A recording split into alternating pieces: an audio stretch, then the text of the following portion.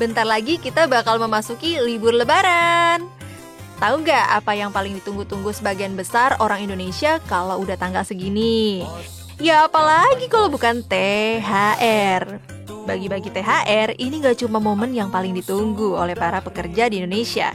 Bahkan adik-adik bocil juga udah siap siaga tuh buat nampung sebagian hasil keringat kamu. Hehehe. Sebenarnya THR itu asal usulnya dari mana sih?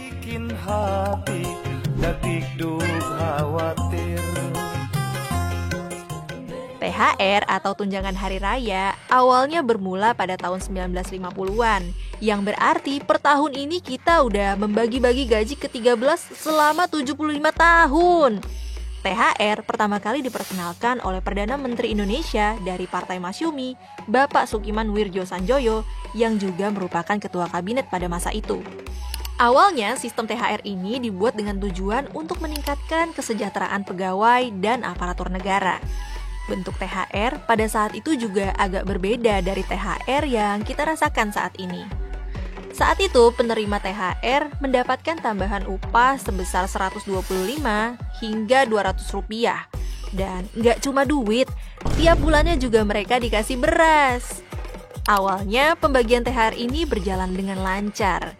Hingga pada tahun selanjutnya, pekerja di sektor swasta mulai menuntut hal yang sama, agar kebijakan THR ini nggak cuma dinikmati oleh kalangan PNS dan aparatur negara doang.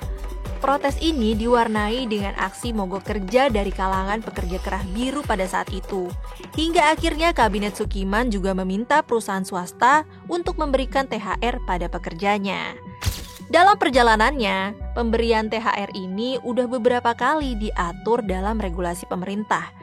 Sejak protes karyawan sektor swasta tadi, akhirnya pada tahun 1994, pemerintah melalui Kementerian Tenaga Kerja mengeluarkan aturan resmi tentang THR di Indonesia. Aturan ini tertuang dalam Peraturan Menteri Tenaga Kerja RI Nomor 04/1994 tentang tunjangan hari raya keagamaan bagi pekerja di perusahaan. Kemudian pada 2003, Undang-Undang Nomor 13 Tahun 2003 tentang Ketenagakerjaan disahkan oleh Presiden Megawati Soekarno Putri. Undang-undang ini semakin memperjelas aturan THR di Indonesia dan memberikan payung hukum yang kuat bagi pemberian THR. Dan sejauh ini, aturan tentang pembagian THR hanya berlaku bagi pekerja di sektor formal. Hingga baru-baru ini, Presiden Prabowo Subianto membuat peraturan tentang THR bagi pekerja sektor non-formal.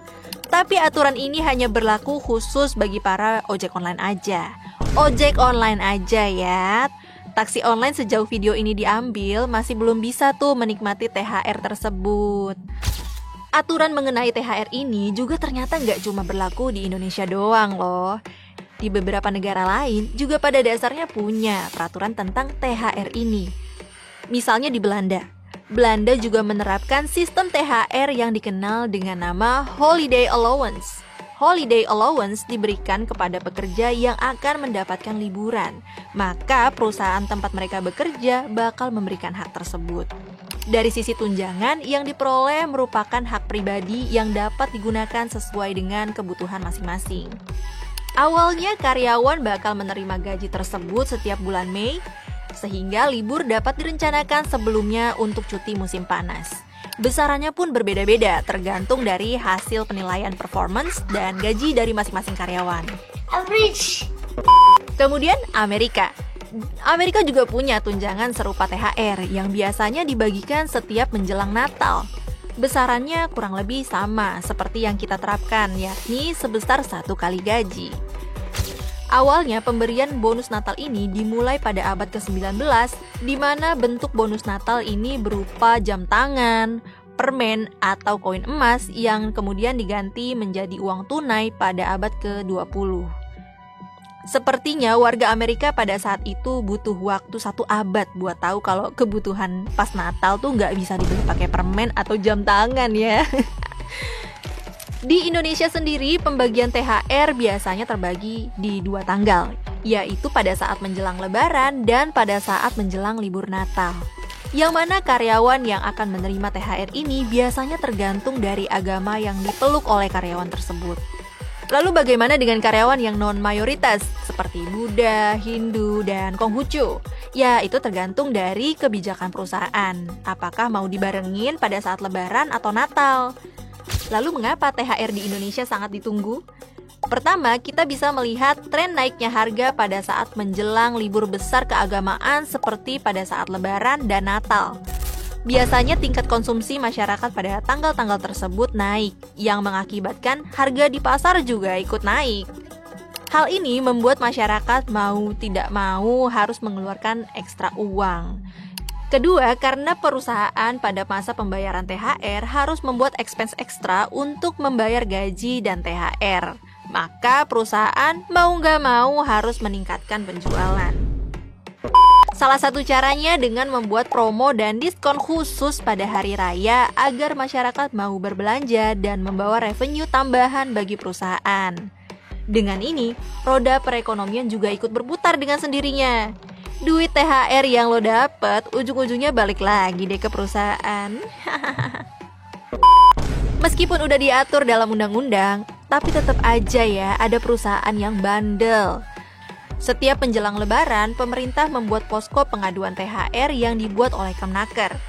Melalui rilisnya pada tahun 2024, terdapat 1.539 aduan dengan jumlah perusahaan yang diadukan mencapai angka 965 perusahaan.